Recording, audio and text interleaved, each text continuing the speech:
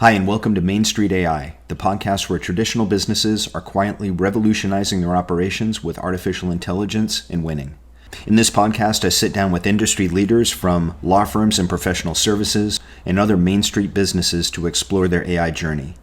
We dive into the opportunities they see, the challenges they're navigating, and the real impact of AI on their industries. Whether you're AI curious or ready to implement, this show brings you insights from leaders who are actually using this technology to serve customers better, empower employees, and drive profitable growth. Ameena Sheikh co-founded Ladies in Law with her partner Jazzy.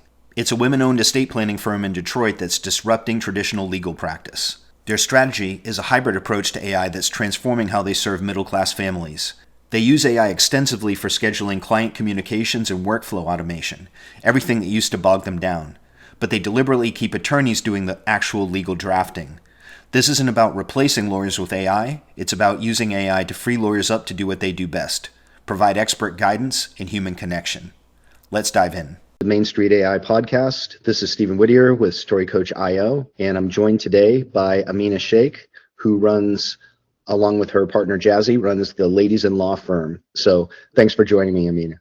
Thank you so much for having me. And I wish Jazzy could be here, but she couldn't make it, so you got me at least. Fantastic. So just to start off, could you please just introduce yourself, a little bit more about yourself and what you do with your firm to everybody? Yeah, absolutely. So we are a women-owned and run estate planning law firm in Detroit, Michigan is where we're based.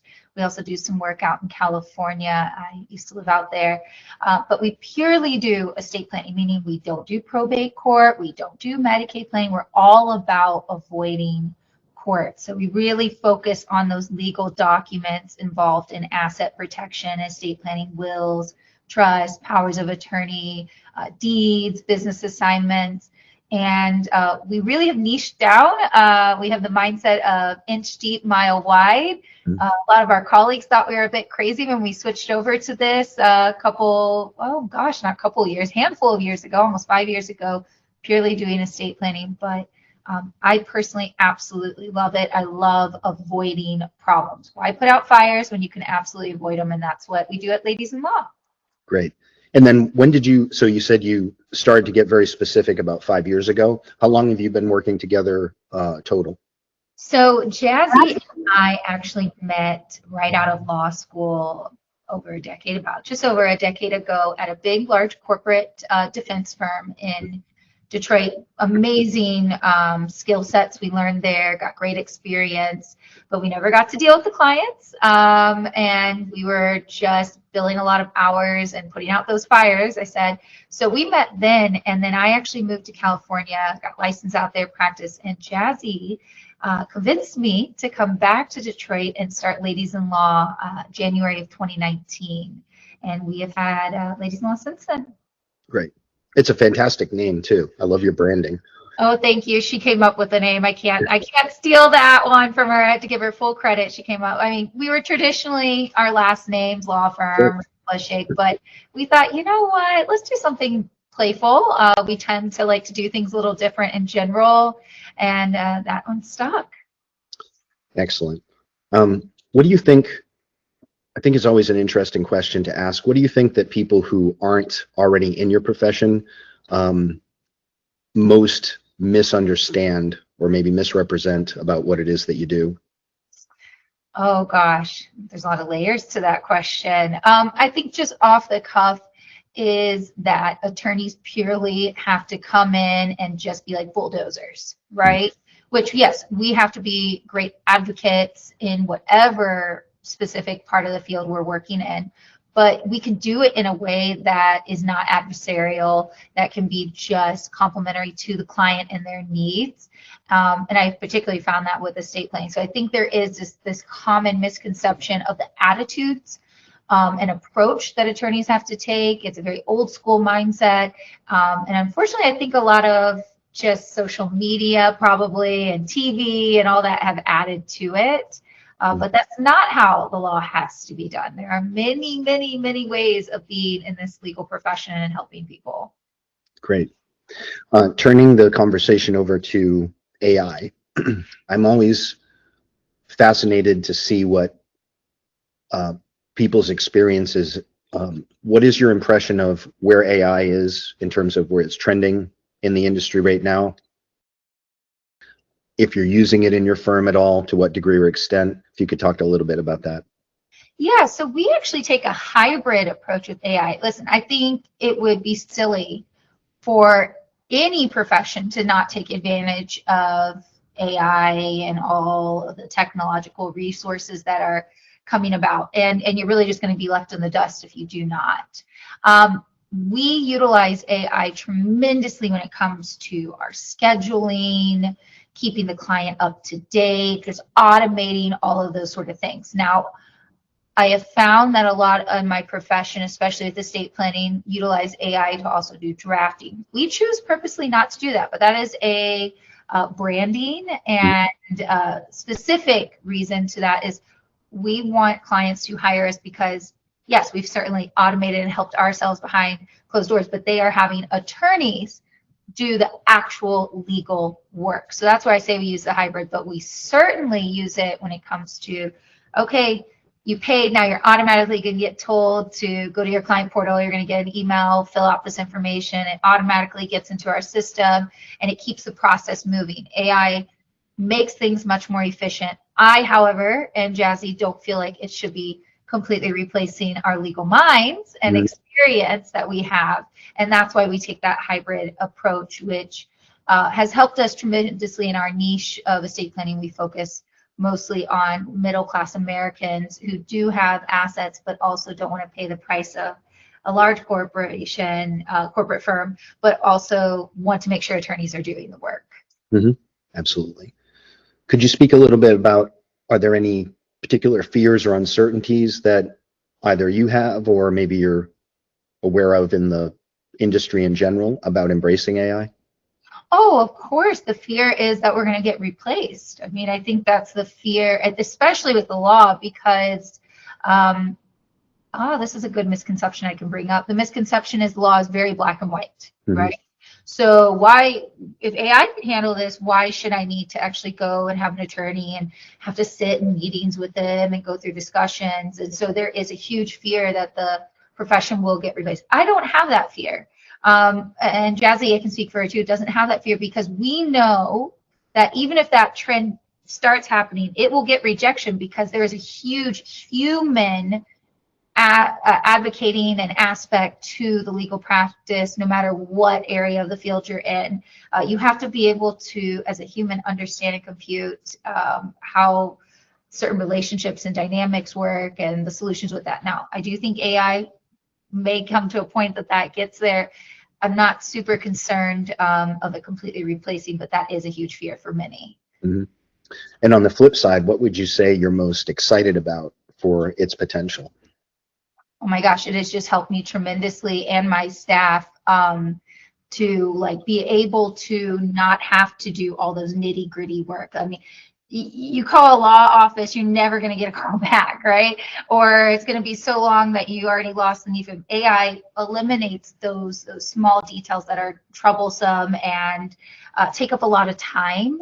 And I think that's where you get bogged down. So I'm very excited to keep seeing that improvement so that I can actually do the legal work. I can actually work with my clients. I can actually focus on what I'm supposed to focus on. Fantastic. I'll turn a little bit now just to talk about ladies-in-law specifically.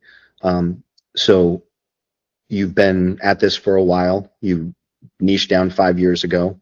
Where would you say you're at in terms of what your firm does extraordinarily well that would maybe separate you from others in your same sector? This is all we do, estate planning. You know, attorneys, we love to be the yes people. Yes, I can do that. Yes, I can do that. And it was huge leap of faith for us to say, no, I mean, we get calls for probate 24/7 and we turn them down. And probate, you make a lot of money. But we knew that this is what our branding want to be, what we believe in, how we feel really good about helping clients. So we do that very well now by sticking on that course and just being truly experts and specialized in that specific, very specific thing we do. I think in the medical field, it's done better. And as lawyers, we don't have like board certifications and things like that. We could, of course, we have really certified ourselves down, but it's been on our own. And now we do that very well. And that's allowed us to be able to automate things more and just really improve by being more simple and straightforward. I think that's how Apple grew such success in the tech world, right? But I mean, those first 2 years were scary times for us. It was such a change. There's nobody we could turn to ask, what's the blueprint on this? Or how should we do this? So that's what we've gotten good at now, is just sticking to what we do. Excellent. What would you say is one of your most proud moments for an outcome that you've gotten for a client? Probably when we get clients coming back to us doing their estate plan because it was such a burden lifted off of them when their loved one had come to us and gotten it. And they didn't have to deal with probate court. They didn't have to pay attorneys. They didn't have to do with fighting. They didn't have to just deal while they're grieving to get assets and build that generational wealth. So when we see the next generation coming to us, and we started to see that now, 5 years deep into this, 6 years, it's starting to happen. It's a wonderful feeling. Yeah, that's a great testament. In terms of growth, what stage of growth would you say that the firm is in right now, and where would you like to be 12 months from now? I mean, we're just still, I feel like, in the infancy. Really, I think when we started out and really switched and narrowed our focus, we thought, oh, in a year, we're going to be where we're at now, 5 years later. It just, because there's so many things, right? When you do one thing, it's like, woo, there's 5 things underneath that need to get done. So I still believe we're in the infancy. In 12 months, I would like us to really, we want to open our first like brick and mortar in California. We do have California clients, but I'd actually like to see something there. That's the main goal. And eventually, I'd like to see ladies-in-law. We'd like to see it in every state because it can be. So, I'd like to think that's going to happen in 12 months. Absolutely not. But baby steps. So we're still in infancy. Yes. Right. First rule of business, it always takes longer and it's more complex than you planned. Always, yeah. No matter how simple you try to approach it, that's the hard thing. Absolutely. And then if you could wave a magic wand and fix one thing in your business, maybe one bottleneck or constraint to help you to get where you're looking to go, what would that be? I'll give you 2 actually, because they're 2 very separate things. First, it has to do with the tech side, the AI side. There's just so much change constantly happening with it. So once we've gotten one system that's working and like really, then there's an improvement or a change somehow, and we have to adjust to that as quickly as the technology and those that created it have adjusted. So that can be tough because we're always having to be flexible with that. And then on a side note with estate planning, it's just it only rewards those that are proactive. And so many times people come to us when the need has already arisen and it's too late. So that sense of urgency or that proactive mindset, which majority of people don't like to do, and getting that education out there can make it tough for us. But AI can help with that because it can help us touch on people and educating them more quickly. Yeah, for sure. Interesting, because I had another conversation with an estate planning attorney, and I know one of the challenges that he was dealing with was the front end in terms of got a pretty steady stream of referrals, but it's inconsistent. And one of the things he was talking about is that some of the traditional like acquisition pipelines for estate planning isn't as straightforward. What has been your experience with lead generation, acquiring clients? Yeah, so we certainly thought that having certain partnerships with other similar industries like tax consultants, financial planners, all that would help, and has not been that. The easiest is direct marketing, and that's been the better route for us. So we did have difficulties going the traditional route, and yeah, we would make those connections, but the actual conversion to client was extremely low, and the process was very long and arduous. where direct marketing through Google, Facebook, we do a lot on Facebook and Instagram actually, because everybody's on those platforms. Right. They're just sitting there and they're constantly like trying to do their own research or chat GPT it and Google it and go on TikTok. We've not done TikTok, but they're just already looking at it there. So yeah, we had to do a complete shift with that. 100%. Are you doing more advertising or social media marketing or a combination?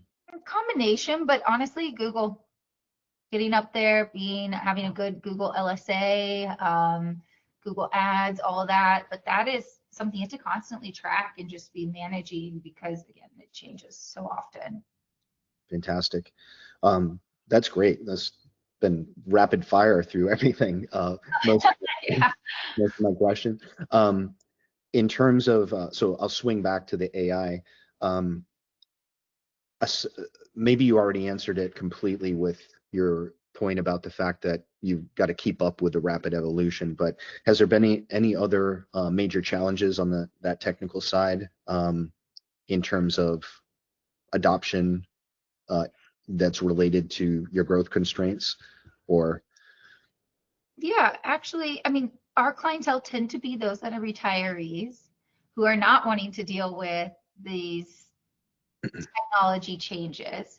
So we're trying to sit here and utilize AI and really commit to that with client portal and updates that way and do everything electronically. And a lot of our clientele with estate planning rejects it. So that creates bottlenecks in our funnel of how we do work, because now we have Susie Q over here who needs everything mailed, but we built that doesn't work with AI. So we do run into the hiccups because there are people that just, it's a huge transition right now.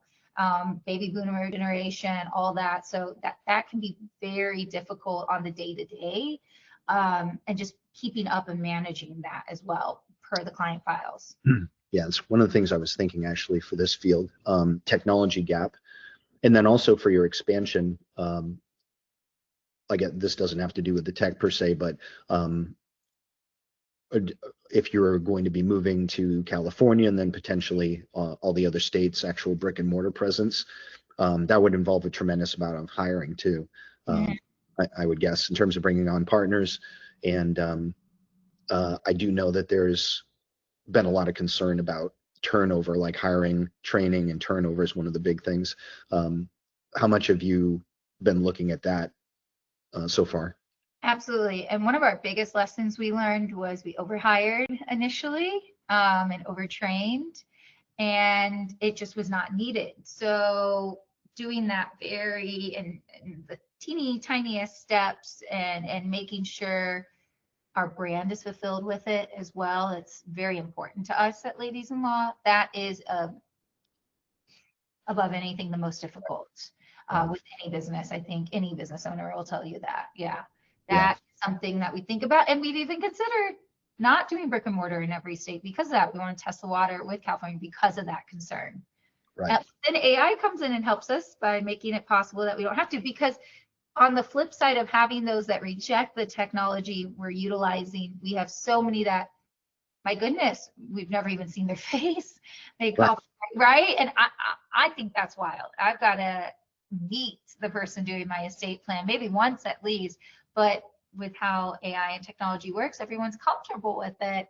And so, yeah, phone calls, emails, everything that way helps us and makes things a lot more efficient and cost effective. Yes, absolutely. And honestly, that challenge, the technology gap challenge, is there with every tech paradigm, right? So it's the same thing with the internet.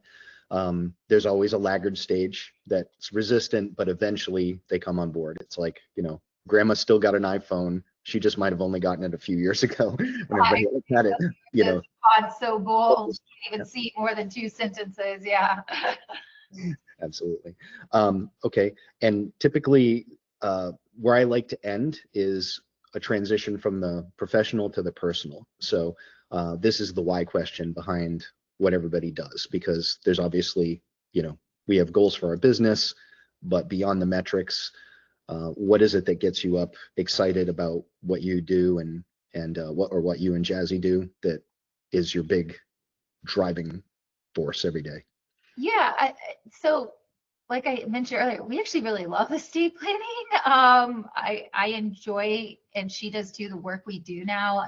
We used to do a little probate, and we just kept helping people win in probate that we knew deep down weren't supposed to receive what they got, and that just rubbed us the wrong way. So we're really driven by doing something we really believe in. And more than that, I do a lot of special needs estate planning. I had a special needs brother, so I just know how important and how impactful it is on the whole family, not just the special needs or disabled individual. So I have a huge passion with that. But collectively, we have a tremendous passion in creating a business that's unique in this industry. We like disrupting it. We find it interesting. And it's exciting. It is. It's challenging. It's scary, but that's exciting. So Yes. that gets us going. Yeah. Excellent. Well, Amina, that was fantastic. You just were so clear and concise. We got through the entire interview in record time. So that was fantastic. I really appreciate it. And again, I love your branding. I love your commitment to your brand and what you're both doing. It's Thank you so much. And stay in contact. Anything, if you're ever in Detroit, you reach out to Ladies in Law. We're right here. We love when people come in. We love our city tremendously. I own a sports bar restaurant too. So if you're ever in town, our sports teams are doing fairly well. So, and speaking of, how can people find you? oh, okay. Well, the easiest way, of course, is our website. theladiesinlaw.com. You can always give us a ring. We love that. 313-774-2787. And we also have social media, Facebook, Instagram, where we put a lot of informational videos and posts up. Just look up The Ladies in Law and you'll find us. Fantastic. All right. Thanks so much. Appreciate it. Thank you. Bye now.